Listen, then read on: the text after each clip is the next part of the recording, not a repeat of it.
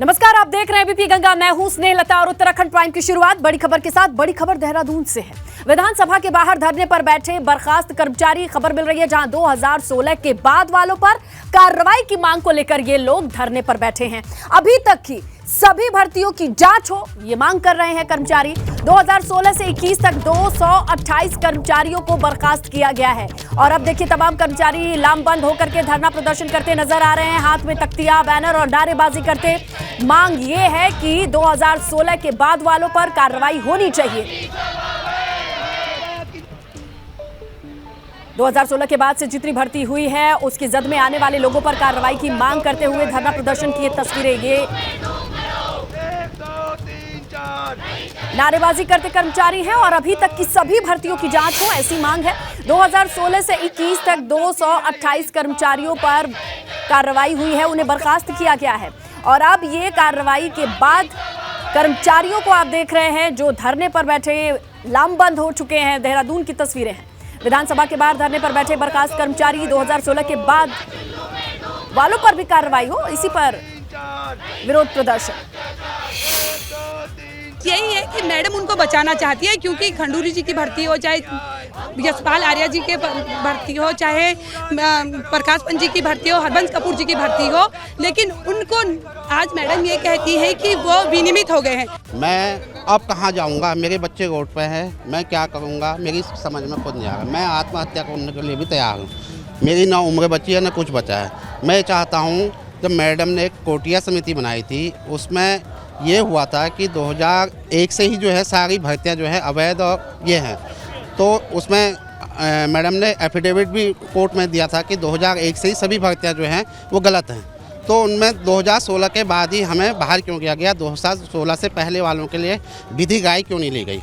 Sir, हम लोगों की एक ही मांग है कि जब माननीय अध्यक्षा जी ने कोटिया समिति की रिपोर्ट इस विधानसभा में बनाई तो कोटिया समिति उनने बोला कि हमें 1 महीने का समय दो। हमारी नवरात्रि में हमको इतना बड़ा दुख हुआ, हमारी दीपावलियाँ ऐसे नया साल हमारे पास आ रहा है, तो हम लोग इतने प्रताड़ित हो गए हैं।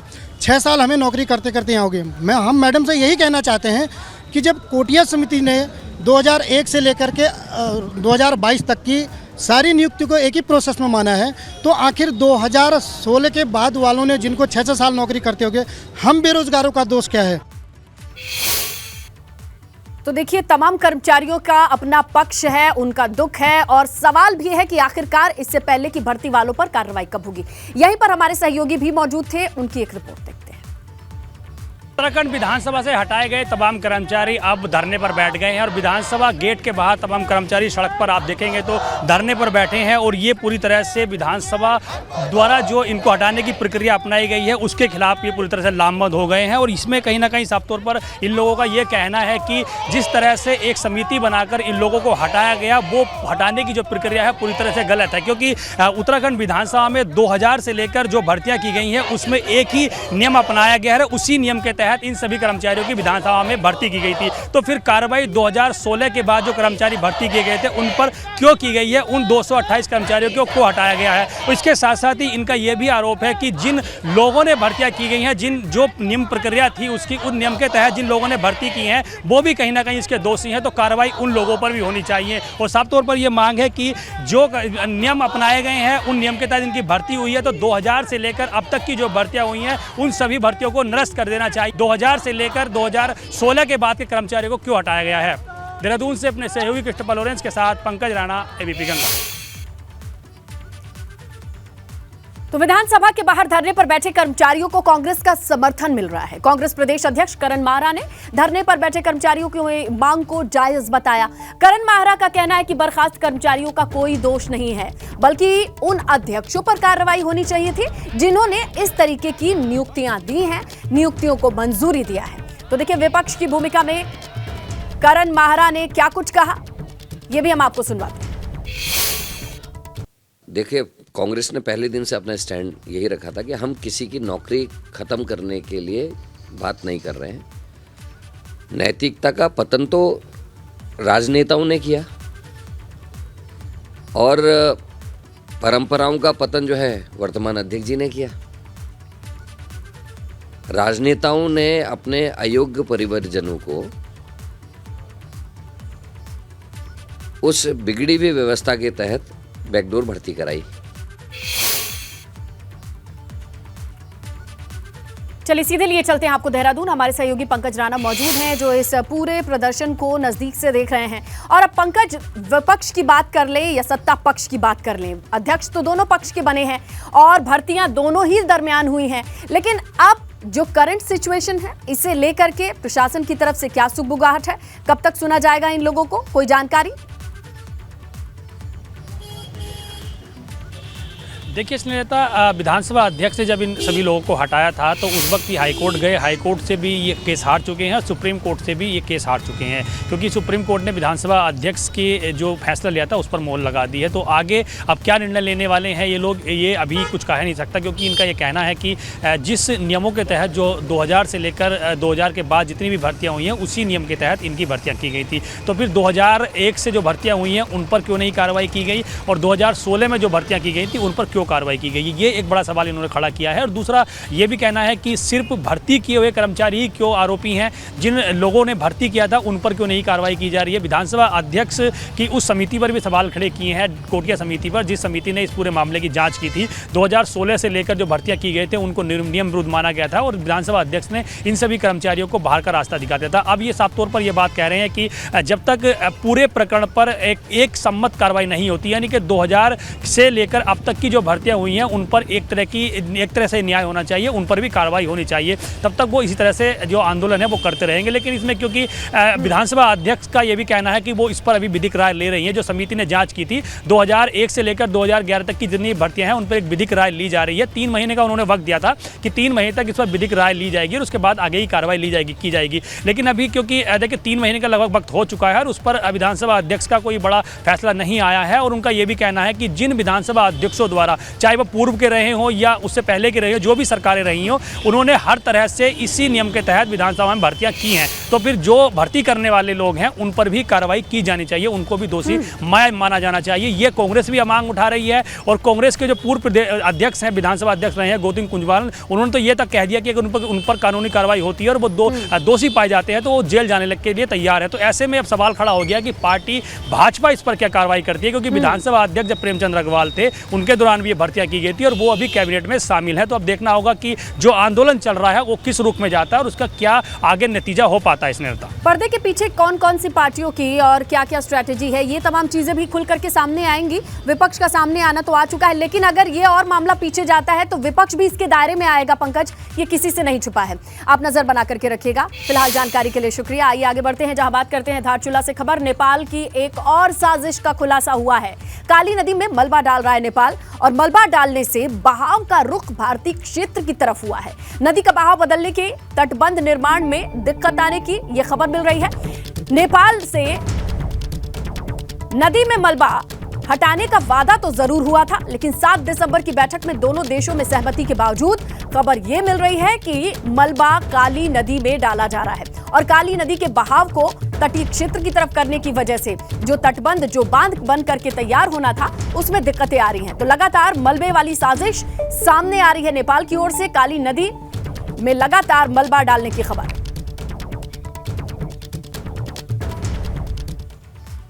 तो नेपाल की काली साजिश क्या है, चलिए जरा डिटेल्स देखें। मलबा हटाने के नाम पर धोखा कर रहा है नेपाल, क्योंकि एक ट्रीटी थी जहां पर मलबा हटाने का वादा किया गया, लेकिन वादा वो पूरा होता दिखाई नहीं दे रहा है।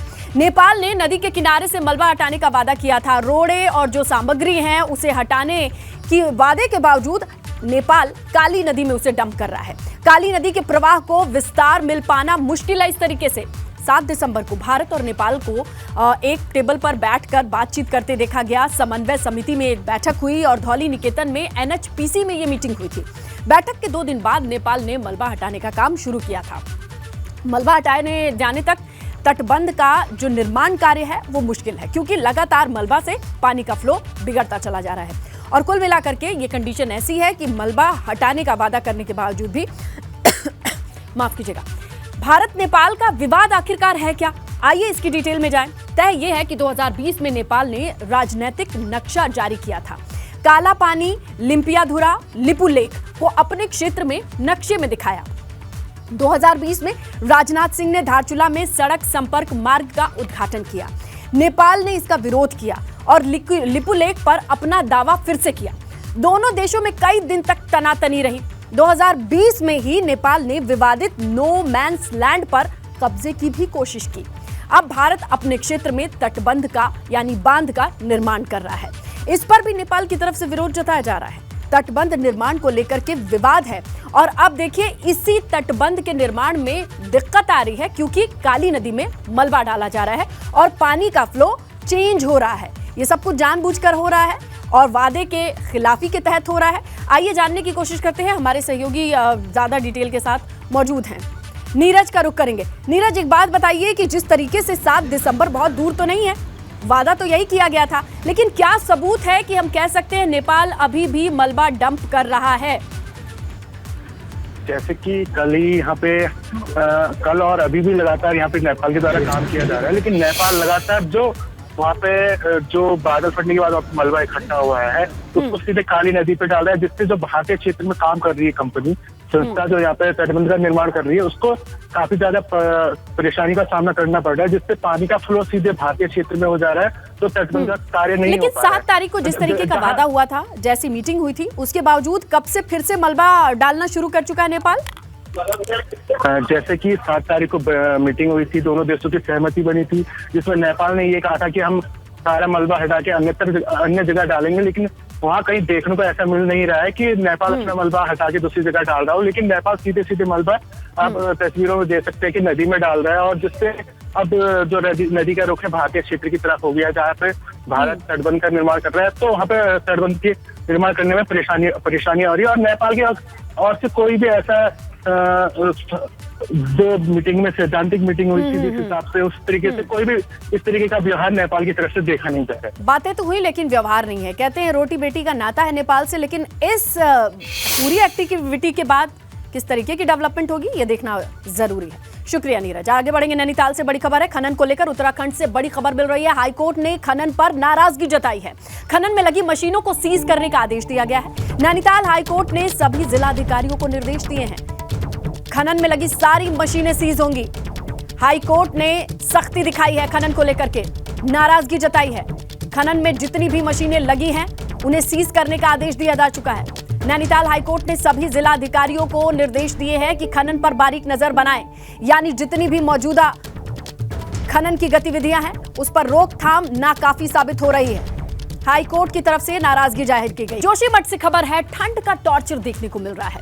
घाटी में बहने वाले झरने और नाले पूरी तरीके से जम चुके हैं। सड़क के किनारे बहने वाले पानी को भी जमता देखा जा रहा है। यहाँ बहने वाले नाले पहाड़ी पर ही जम चुके हैं। पानी के जमने से बर्फ की मोटी मोटी परतें बनी हुई हैं। झरने भी पूरी तरीके से जम चुके हैं और वहीं की तस्वीरें आपके सामने हैं। जमा देने वाली ठंड की टॉर्चर और तस्वीरें। ये झरने जो कभी अनवरत बहा करते थे, इनका पानी अब जम चुका है। साफ तौर पे ये सफेद रंग जो आप देख रहे हैं, ये बर्फ की मोटी परत के नीचे पानी के होने के तस्वीरों से आप अंदाजा लगाइए कि पारा कितना लुढ़क चुका है। झरने का पानी जम चुका है। ये तालाब, नाला, सब कुछ 0 डिग्री से नीचे, यानी पानी के जमने की तस्वीरें आपके सामने हैं। ये नाला, ये झरना, ये दोनों ही तस्वीरें इस बात की तस्दीक करती हैं कि लुढ़कते पारे ने पानी को जमा दिया है। जोशीमठ में जमा देने वाली ठंड और उसके बाद पानी को जमता देख सकते हैं आप। झरना जिसमें पानी बहता रहता है, बहता हुआ पानी तक जम चुका है। ये देखिए आप, एक तस्वीरें, ये दोनों ही तस्वीरें आपके सामने हैं जोशीमठ से।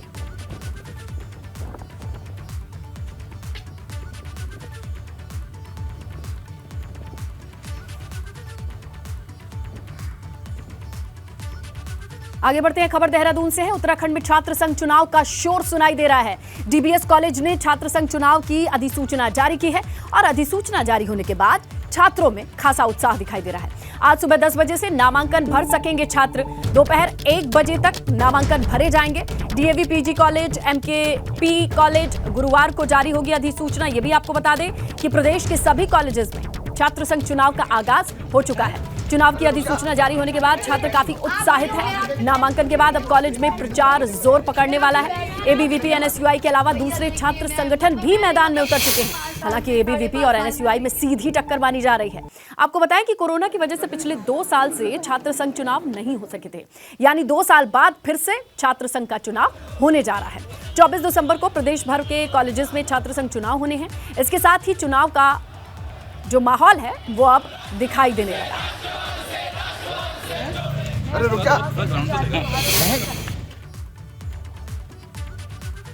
कोटद्वार से खबर मिल रही है। अंकिता भंडारी हत्याकांड से जुड़ी बड़ी अपडेट। पुलिस ने कोर्ट में चार्जशीट दाखिल कर दिया है। 17 दिसंबर को एसआईटी ने शासकीय अधिवक्ता को चार्जशीट सौंपी थी। 500 पेज की यह चार्जशीट तैयार की गई है। अंकिता भंडारी हत्याकांड में एसआईटी ने 100 गवाह बनाए हैं। 30 तरह के अलग अलग सबूत को जुटाने का एसआईटी ने दावा किया है और 500 पन्ने की चार्जशीट तैयार करके दाखिल की गई है। आपको बताएं 17 दिसंबर को एसआईटी ने शासकीय अधिवक्ता को चार्जशीट सौंप दी थी। अब इसे दाखिल कर दिया गया है, ये अपडेट आ रही है। और इस पूरे चार्जशीट को आप देखें तो एसआईटी ने 100 गवाह बनाए हैं, 30 तरह के अलग अलग सबूत को जुटाया है और ये दावा किया है एसआईटी ने कि इस पूरे केस को बड़ी मजबूती से लड़ा जाएगा। एसआईटी की ओर से 500 पेज का चार्जशीट दाखिल किया गया है। ज्यादा जानकारी हमारे सहयोगी गिरीश के पास है, उनसे जानकारी लेंगे। गिरीश, ये बताइए 500 पन्ने का चार्जशीट दाखिल किया गया है, 100 गवाह इसमें शामिल किए गए हैं और किस तरीके की जानकारी है एसआईटी के इस चार्जशीट को लेकर के? जी मैडम, मैं आपको बता दूं कि जिस तरीके से पुलिस पर बहुत ज्यादा दबाव था, इतना दबाव होने की वजह से जो है इस केस को पुलिस के द्वारा किसी के सामने इसके ऊपर कुछ कहा नहीं जा रहा था। मीडिया से बचने में लगे थे। अभी भी जैसा मैं आपको बता दूं कि कोई भी व्यक्ति मीडिया से बात करने को तैयार नहीं है। करीबन पुलिस को 90 दिन का समय इस पर लगा है और 500 पेज की पूरी एसिड तैयार की गई है, जिसे अभी अधिवक्ता अभी मैं आपको बता दूं करंट कोर्ट के अंदर ही है, इसे कोर्ट में पेश किया जा रहा है। उसके बाद अधिवक्ता से हम बात करने का प्रयास करेंगे। अगर उस बारे में कोई और जानकारी अगर हम देते हैं तो जरूर फिर हम इसे अपने चैनल के माध्यम से लोगों तक रखेंगे। जाहिर तौर पर जिस तरीके की सेहत है इस चार्जशीट की, 500 पन्ने का 100 गवाह, ये दिखाई दे रहा है कि बड़ी मजबूती से चार्ज लगाए गए हैं, तफ्तीश की गई है। बिल्कुल, तो देखिए अभी ये चार्जशीट दाखिल की जा रही है। जैसे ही अधिवक्ता बाहर निकलेंगे उनसे बातचीत करने की कोशिश करेंगे हमारे सहयोगी और तब और डिटेल्स मिल पाएंगे कि आखिरकार किस तरीके से एसआईटी ने चार्जशीट तैयार की है। आगे बढ़ते हैं। रुड़की से खबर है, जहां अपनी जमीन को कब्जा मुक्त कराने में रेलवे जुटा हुआ है। ढंढेरा में रेलवे प्रशासन ने लोगों के घरों के बाहर पिलर लगाए हैं। भारतीय क्रिकेट खिलाड़ी ऋषभ पंत के घर के बाहर भी पिलर लगा है। रेलवे की जमीन पर कई लोगों ने अतिक्रमण कर रखा है। ढंढेरा में 4 दिन पहले रेलवे प्रशासन की ये कार्रवाई हुई थी और अब जानकारी मिल रही है कि ढंढेरा में रेलवे प्रशासन ने लोगों के घरों के बाहर पिलर लगाया है, जिसमें क्रिकेट खिलाड़ी ऋषभ पंत का घर भी शामिल है।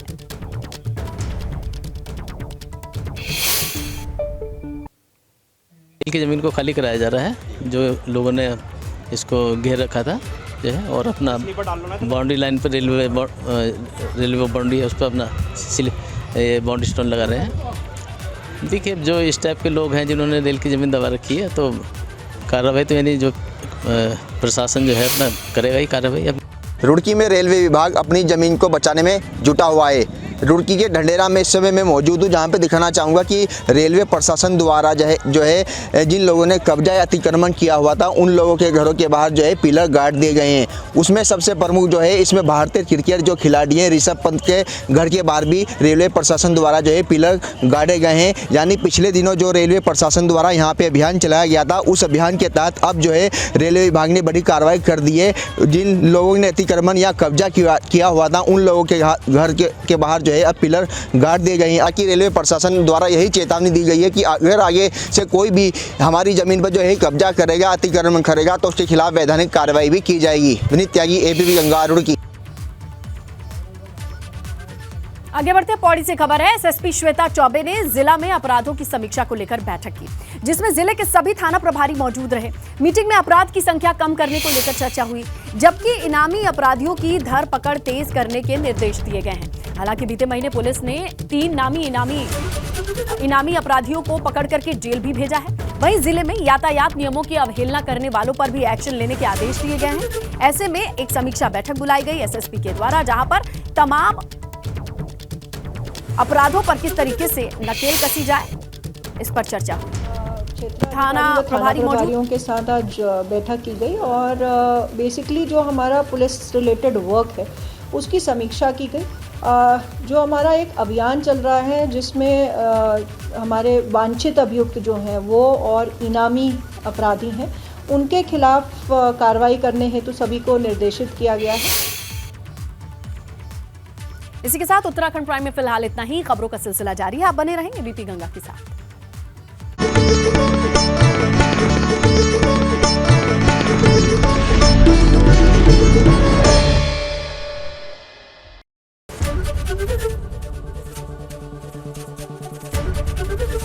एबीपी गंगा, खबर आपकी, जुबान आपकी।